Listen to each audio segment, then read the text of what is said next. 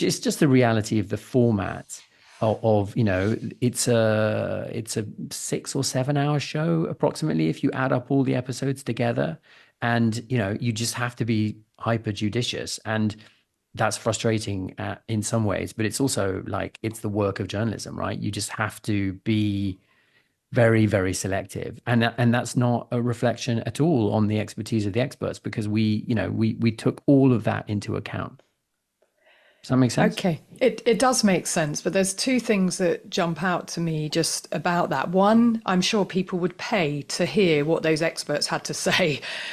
People love to hear that process and how people arrive with an opinion. And I just felt that that was missing. But the bigger point for me was that having been said, the way it ended was you going to have this seance with a psychic, and it was like throwing it out in that direction rather than let's return to the experts and the evidence and the facts. So a lot of my listeners had a question about that, and I did too, and I still do. So why that ending, and why not root it back into evidence and facts? Where Well, did that decision come from?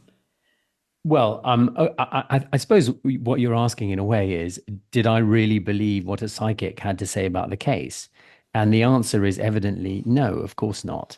And that experience did not provide a resolution to the case.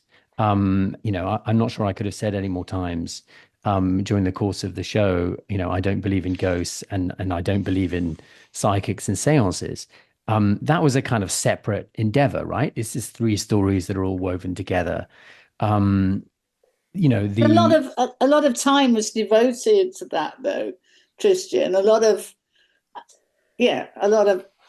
time spent to the psychics, and I just personally couldn't understand, the value of the amount of time that you gave to the psychics, because sure, I personally get that.